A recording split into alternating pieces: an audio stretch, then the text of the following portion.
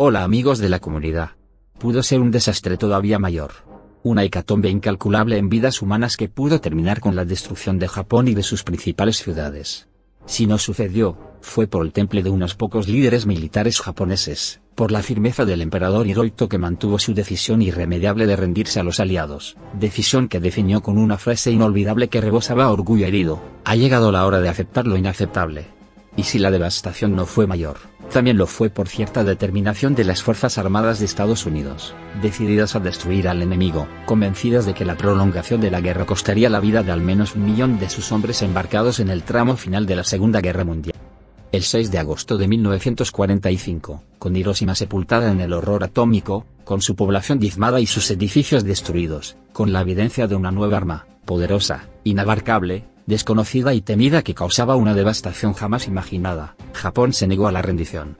Lo haría por fin el 14 de agosto.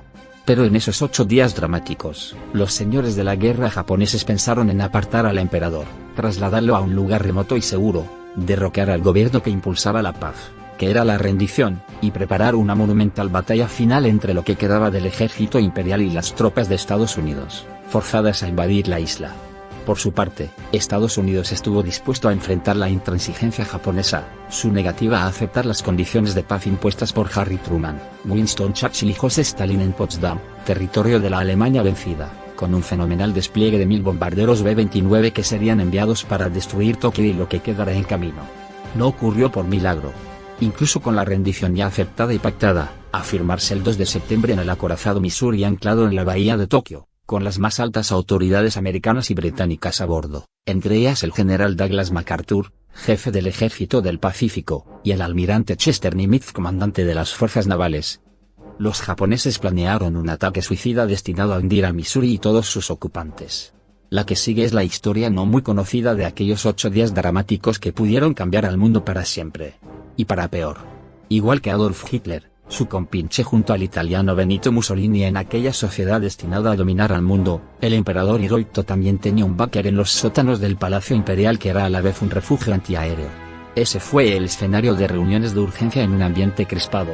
En la mañana de aquel 6 de agosto, Tokio había intentado comunicarse con la ciudad de Hiroshima sin éxito. Nadie sabía por qué. La información llegaba de aquella ciudad fragmentada y confusa. Recién al día siguiente, el teniente general Torashiro Kawabe, subjefe del Estado Mayor Imperial, recibió un informe dramático, de una sola frase, que revelaba: toda la ciudad de Hiroshima ha quedado destruida en el acto por efecto de una sola bomba. Si te gusta el vídeo, dale me gusta y suscríbete. A Kawabe le costó creer las posteriores versiones del suceso. En Hiroshima estaba acuartelado el segundo ejército japonés que, en la mañana del 6 de agosto estaba desplegado en un vasto campo de adiestramiento y practicaba maniobras militares. En el segundo que siguió a la caída de la bomba, todo el segundo ejército se había evaporado en el aire. Los japoneses no ignoraban el poderío atómico. No estaban en condiciones de fabricar una bomba, pero contaban con un único físico nuclear de prestigio internacional, Yoshia Nishina, a quien convocaron de urgencia al Estado Mayor, y le revelaron lo poco que sabían a esas horas sobre qué había pasado en Hiroshima. Nishina, que después de Pearl Harbor había perdido todo contacto con sus colegas occidentales, no dudó un minuto: en Hiroshima había caído un artefacto nuclear. Trazó un retrato aproximado de los daños que podía haber provocado la bomba, que coincidían en todo con los escasos informes que tenía el Estado Mayor japonés, y que no le habían sido revelados a Nishina. 3 días después, el 9 de agosto, y antes de que saliera el sol en aquel imperio del sol naciente, llegó a Tokio otra noticia devastadora: Stalin había declarado la guerra a Japón. De inmediato se reunió el Consejo Supremo para la conducción de la guerra, que ocupó buena parte de la mañana en intentar resolver qué hacer ante el nuevo y poderoso frente de guerra abierto por la URSS. Pero a las 11:01, otra noticia sacudió al comando militar japonés: una segunda bomba atómica había estallado en Nagasaki. El Consejo Supremo levantó la sesión y corrió al Palacio Imperial, donde el emperador Hirohito acababa de enviar un mensaje secreto al primer ministro Kantaro Suzuki, que sería una voz decisiva en favor de la paz en los días por venir, con una orden imperativa y urgente, que aceptara de inmediato la declaración de Potsdam, lo que equivalía a la rendición incondicional de Japón. En cualquier otro país del mundo, la orden del emperador hubiese bastado. En Japón, no. Había que evitar a Hirohito la humillación que implicaba la derrota. La estrategia, de difícil de credibilidad, sugería que el emperador podía esfumarse del palacio para demostrar al mundo que, en realidad, la mayor parte de la guerra había transcurrido sin que él hubiera tenido mucho que ver. Era difícil de que el mundo cayera en el engaño, pero para los jefes militares eran vitales cuáles serían las condiciones de la rendición. Y, lo peor, no había un criterio único. En el tenso cónclave del Palacio Imperial, con sus manos en las empuñaduras engarzadas con piedras preciosas de sus espadas de samurái, los jefes militares se alzaron uno a uno para plantear sus exigencias. El ministro de Guerra, General Korechi Kanami, el jefe del Estado Mayor del Ejército, General Yoshihiro Umesu, y el almirante Soemu Toyoda, jefe del Estado Mayor de la Armada, insistieron en imponerle a Washington que aceptara 3 condiciones: que fuesen oficiales japoneses quienes desarmaran a las tropas vencidas, que los criminales de guerra fueran juzgados por tribunales japoneses, y que se limitara de antemano cuáles territorios serían ocupados por el enemigo victorioso. Era un disparate. La guerra había sido crudelísima, sin cuartel, miles de tropas aliadas habían muerto en los campos de concentración del imperio, y Estados Unidos no estaba dispuesto a hacer concesiones, mucho menos a aceptar condiciones. Eso fue lo que explicó el canciller japonés, Shigeru Nitogo, que además, por si hiciera falta, les recordó a los orgullosos jefes militares que Japón había perdido la guerra, y que la paz era una necesidad apremiante. Pero los 3 mantuvieron su postura, que era la de los hombres a su mando. No sabían, y si lo sabían habían decidido ignorarlo, que en la conferencia de Potsdam Estados Unidos había propuesto abolir el cargo de emperador en Japón, y juzgar a Hirohito como a un criminal de guerra. Gran Bretaña se había opuesto a una decisión tan drástica, y había sugerido en cambio mantener la figura del emperador, vital para la cultura japonesa, acotado en sus funciones, e imponer en el país una especie de virreinato a cargo de los aliados. Triunfó el planteo británico y fue el general Douglas MacArthur el virrey de Japón que, incluso, dictó una nueva constitución para ese país. Pero en la noche del 9 de agosto todo el porvenir quedaba lejos. Suzuki y Togo informaron al emperador sobre el planteo militar, y lograron que Hirohito convocara una asamblea imperial en su refugio del palacio. Allí, desde las 11:30 de la noche y hasta entrada la madrugada del 10, Anami, Umesu y Toyoda confiaron por fin en detalle cuáles eran sus planes. Para ellos, dijeron, la guerra había sido hasta ese momento una serie de indecisas escaramuzas libradas en las islas bajo dominio japonés. Ese era otro disparate. El mar de Japón, el Pacífico Sur, el mar de Coral, entre otros mares de iguales aguas, habían sido testigos de enormes batallas navales. Islas como las Salomón, Iwo Jima, Peleliu, Guam, Guadalcanal y Okinawa habían sido escenario de feroces batallas. Solo en Guadalcanal habían muerto más de 30.000 hombres. Todo aquel horror era calificado ahora como escaramuzas por las Fuerzas Armadas Imperiales, para justificar su estrategia final. Ahora, dijeron los jefes militares japoneses, era el momento de atraer a los norteamericanos a las costas patrias y aniquilarlos. Era el gran momento de la nación japonesa que sería asistida, como siempre, por el viento divino. El viento divino, decía la leyenda, había ayudado a los japoneses en su tenaz resistencia frente a la invasión de la dinastía mongol china de Kublai Khan, en 1281. La palabra japonesa para nombrar al viento divino era kamikaze, nombre que habían tomado los pilotos suicidas y la unidad que los agrupaba, y en manos de quienes el mando militar parecía confiar una parte del curso final de la guerra. Suzuki pidió al emperador que zanjara la discusión. Era algo fuera de lo común. Por traición, el emperador solo presidía estas reuniones y las bendecía con su augusta presencia. Pero esa madrugada Hirohito se levantó de su trono, y dijo que no quedaba otra alternativa que concluir la guerra sin demora. Y abandonó el salón. La posición militar parecía derrotada. En una reunión de gabinete celebrada a las 3 de la mañana del 10 de agosto, el gobierno japonés aprobó por unanimidad enviar notas oficiales a Washington, Londres y Moscú en las que aceptaba la declaración de Potsdam tal como la había planteado el presidente de Estados Unidos, Harry Truman, que, a su pesar, dejaba en el trono a Hirohito. La noticia de la aceptación de la derrota no fue comunicada a los japoneses. Esa misma mañana, el general Anami, que era el oficial de mayor graduación del imperio, convocó a todos los oficiales de Tokio hasta el grado de teniente coronel, para informarles de la rendición. Confiaba en una rebelión y confiaba bien. En el gobierno, el primer ministro Suzuki esperaba un golpe de Estado. Y hacía bien en esperarlo. En Estados Unidos, Truman estudió entonces las posibles repercusiones políticas de las negociaciones de paz, en especial, la decisión de dejar a Hirohito en el trono, algo que la opinión pública americana no sabía. Lo analizó el sábado 11 de agosto junto al secretario de guerra, Henry Stimson, el tipo que en Potsdam le había informado a Churchill que la bomba atómica había sido probada con éxito, junto al secretario de Estado, James Burns, al de Defensa, James Forrestal y al jefe del Estado Mayor Conjunto de sus Fuerzas Armadas, almirante William Leahy. Todos habían estado en Potsdam. Fue Burns quien escribió la respuesta aliada a Japón. La enviaron el 12 de agosto a través de Suiza. Sobre el emperador, el documento decía: desde el momento de la rendición, la autoridad del emperador y del gobierno japonés para gobernar el estado quedará sometida al comandante supremo de las potencias aliadas, que dará los pasos que considere oportunos para efectuar los términos de la rendición. La forma de gobierno final que adopte Japón, de acuerdo con la Declaración de Potsdam, será establecida por la voluntad, expresada libremente, del pueblo japonés. Truman ordenó que continuaran las operaciones militares, incluyendo el bombardeo a Japón por parte de los B-29, hasta que los aliados recibieran un documento oficial de la rendición japonesa. En Tokio, sin embargo, el primer ministro Suzuki sostuvo que se debía rechazar ese documento e insistir en una garantía más explícita para el sistema imperial. El general Anami, el más duro de los jefes militares, pidió además un imposible: que en Japón no hubiera ocupación de ningún tipo por parte de los aliados. El canciller Togo fue el más lúcido, le dijo al primer ministro Suzuki que no había esperanza alguna de obtener mejores condiciones para la capitulación. Pienso que los términos son inapropiados, pero las bombas atómicas y la entrada de los soviéticos en la guerra son, en un sentido, regalos del cielo. De esta manera no tenemos que decir que tenemos que dejar la guerra por circunstancias nacionales. Ese mismo día, Hirohito informó a la familia imperial de su decisión de rendirse. Si te gusta el vídeo, dale me gusta y suscríbete. El 13 de agosto el gabinete japonés debatió cómo responder a los aliados. No adelantaron nada, las posiciones estaban en punto muerto, y enfrentaban al gobierno civil con el poder militar. Por su parte, los aliados empezaron a dudar de las reales intenciones japonesas. Les habían exigido aceptar la rendición sin limitaciones, pero del otro lado solo había silencio. Truman ordenó entonces que se reanudaran los ataques contra Japón para convencer a los dirigentes japoneses de que vamos en serio, y estamos decididos a hacerles aceptar nuestras propuestas de paz sin ninguna dilación. La tercera flota de los Estados Unidos bombardeó la costa japonesa. Más de 400 bombarderos B-29 atacaron a Japón el 13 de agosto, y otros 300 lo hicieron durante la noche.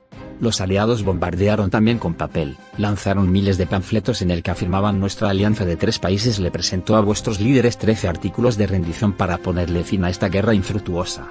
Esta propuesta fue ignorada por los líderes de vuestro ejército. Estados Unidos ha desarrollado una bomba atómica, algo que no ha hecho ninguna otra nación con anterioridad. Se ha determinado utilizar esta terrorífica bomba. Una bomba atómica tiene el poder destructivo de 2000 bombarderos B-29.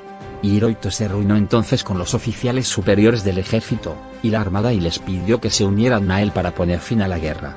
Pero Anami, Toyoda y Umesu insistieron en continuar la lucha. Hirohito dijo entonces: he escuchado detenidamente todos los argumentos presentados en oposición a la opinión de que Japón debería aceptar la respuesta de los aliados tal y como está y sin mayor clarificación o modificación, pero mis pensamientos no han sufrido ningún cambio. Para que el pueblo pueda conocer mi decisión, pido que preparen de inmediato un escrito imperial para que pueda retransmitirlo a la nación. Finalmente, apelo a cada uno de ustedes para que se esfuerce al máximo para que podamos enfrentarnos a los difíciles días que nos aguardan. Alrededor de las 11 de la noche, el emperador grabó su mensaje, que fue entregado al chambelán de la corte, Yoshihiro Tokugawa, para que lo pusiera bajo llave hasta el momento de ser emitido. Minutos después de aquella dramática conferencia del 13 al 14 de agosto en la Hirohito aceptó la rendición incondicional. Un grupo de oficiales, con Anami a la cabeza, se reunió en un salón vecino. Todos eran conscientes de la inminencia de un golpe militar que desalojara a los civiles del poder, pusiera al emperador a salvo, o a resguardo, y que Japón continuara la lucha. Muchos de los complotados se habían unido en aquel salón del palacio. Pero el general Kawabe, subjefe del Estado Mayor, propuso que todos los oficiales reunidos ahí firmaran un acuerdo para cumplir la orden del emperador. El ejército, decía el documento, actuará de acuerdo con la decisión imperial hasta el final. Lo firmaron todos, incluido Anami. Una figura clave en lograr la firma de ese acuerdo fue el general Shifuichi Tanaka. Era un militar respetado, que había sido gobernador militar de Filipinas. En 1941 no había estado de acuerdo con el bombardeo a Pearl Harbor, pese a que luego fue un fiel servidor del emperador. Ahora, en agosto de 1945, comandaba la primera división de la Guardia Imperial. Era consciente de una rebelión que estaba a punto de estallar contra las órdenes del emperador. Iba a ser comandada por el mayor Kenriya Tanaka, a quien Tanaka había reprendido cuando se enteró de sus intenciones golpistas que estaban incluso por encima de las decisiones de la comandancia militar. Tanaka pensó que el anuncio de la firma de un acuerdo que respetaba la decisión del emperador firmado por parte de los más altos oficiales del ejército, iba a disuadir a Tanaka. No fue así. Tanaka se suicidó 9 días después. Si algo tenía claro el mayor a Tanaka era que nada iba a disuadirlo. Por el contrario, pensó que si ocupaba el Palacio Imperial con sus tropas, el resto del ejército lo seguiría y se levantaría contra la rendición. Fue esa certeza la que lo mantuvo optimista y decidido para seguir con su plan, pese al poco apoyo de sus superiores, entre ellos el del propio general Anami, que también sabía del complot. A las 2 de la mañana del 14 de agosto, Hatanaka tomó el palacio casi en el mismo momento en el que Anami se hacía el harakiri en sus oficinas y dejaba un mensaje que decía: yo, con mi muerte, me disculpo ante el emperador por el gran crimen. No estaba claro a cuál crimen se refería Anami, si al de la derrota o al de la conspiración en marcha. No fue la única sangre derramada esa noche. Hatanaka y sus hombres fueron al despacho del teniente general Takeshi Mori, uno de los comandantes de la Guardia Imperial, para pedirle que se uniera a la rebelión. Mori conversaba en ese momento con su cuñado, el teniente coronel Michinori Shiraishi. Ambos se negaron a plegarse al golpe, por lo que Hatanaka asesinó a Mori, y otro de los complotados mató también a Shiraishi. Los rebeldes desarmaron a la policía del palacio y bloquearon las entradas. Buscaban la cinta grabada con el discurso de la rendición. No pudieron dar con ella. Hallaron al chambelán Tokugawa, un hombre de absoluta fidelidad al emperador, y Hatanaka lo amenazó con destriparlo con su katana si no les revelaba el sitio donde estaba atesorada la grabación. Tokugawa se jugó la vida, puso su mejor cara de inocente, y dijo que no tenía idea de que existiera grabación alguna. La chambonada duró poco. Cerca de las 3:30 de la mañana le informaron a Hatanaka que el ejército del Distrito Oriental marchaba hacia el palacio para apresarlo. El plan rebelde se desmoronaba a pedazos. Hatanaka pidió entonces al jefe del Estado Mayor del Distrito Oriental, Tatsuhiko Takashima, que marchaba a capturarlo, que le diera 10 minutos en directo por la cadena de radio NHK para que pudiera explicar al pueblo japonés cuáles eran sus intenciones. La cadena NHK era la encargada de transmitir el discurso de rendición de Hirohito y no las palabras del rebelde. El pedido de Hatanaka fue rechazado, pero el rebelde insistió. Fue a los estudios de la NHK y, pistola en mano, intentó conseguir 10 minutos de aire. No se los dieron. Mientras, en el palacio, el resto de los oficiales rebeldes se rendía a las tropas leales al emperador. A las 8 de la mañana, la rebelión estaba sofocada. Los rebeldes habían logrado tomar el palacio, pero habían fracasado en hallar la vital cinta grabada por el emperador. Faltaba todavía un paso de comedia que terminaría en tragedia. Poco después de las 8 de la mañana del 15 de agosto, Hatanaka, montado en una moto, y el teniente coronel Hiro Psizaki, a lomos de un caballo, recorrieron las calles de Tokio y lanzaron panfletos que explicaban cuáles habían sido sus intenciones. Una hora antes de la emisión del discurso de Hirohito, programada para las 11 de la mañana, Hatanaka tomó su pistola, la apoyó sobre su frente y apretó el gatillo. Psizaki se hizo el harakiri. En el bolsillo del mayor Hatanaka hallaron un poema. Decía: no me arrepiento de nada ahora que las nubes negras han desaparecido del reinado del emperador. Era un poco enigmático. La firma de la rendición japonesa fue fijada para el 2 de septiembre de 1945 a bordo del acorazado Missouri, que llegó a la bahía de Tokio el 28 de agosto junto con una flota en la que viajaba parte del ejército de ocupación. Para entonces, tropas japonesas de la 4ª División de Infantería, y una división de marinos se habían juramentado para aniquilar a las fuerzas de desembarco, los kamikazes que habían sobrevivido al fragor de la guerra, y no habían alcanzado a despegar en sus vuelos finales. Ubicaron sus aviones en la pista de despegue del aeropuerto Atsugi y esperaron encerrados en sus cabinas. Habían jurado por el honor de sus antepasados lanzarse en picada contra el Missouri hasta hundirlo y, con él, a la plana mayor de las Fuerzas Armadas de Estados Unidos y Gran Bretaña. Los pilotos de otros aviones de combate, tan exaltados como los kamikazes, habían alistado sus aviones y sus bombas para lanzarlas en la bahía antes de que se firmara la rendición. Fueron horas frenéticas y cargadas de tensión. Nadie sabe cuál hubiese sido la reacción de Estados Unidos y Gran Bretaña de consumarse los planes japoneses de proseguir la guerra mientras se firmaba la rendición. Hirohito decidió enviar a los miembros de su familia a las diferentes guarniciones militares para asegurar que su promesa no sería rota. El príncipe Takamatsu, hermano menor de Hirohito, llegó agitado al aeropuerto Atsugi con el tiempo justo para inducir a los kamikazes a que no despegaran. Fue un forcejeo tenso y febril, que se decidió en los últimos minutos. Así fue como terminó la Segunda Guerra Mundial. Al día siguiente, el New York Times lo celebró con un comentario noticioso. Afirmó que era la primera vez desde el 1 de septiembre de 1939 que no había comunicados bélicos en ninguna parte del mundo. Si te gustó el vídeo, dale me gusta, suscríbete y activa la campanita de notificaciones. Y de esta forma le llegará todo el contenido urgente. Compartilo con tus amigos. Muchas gracias por elegirnos.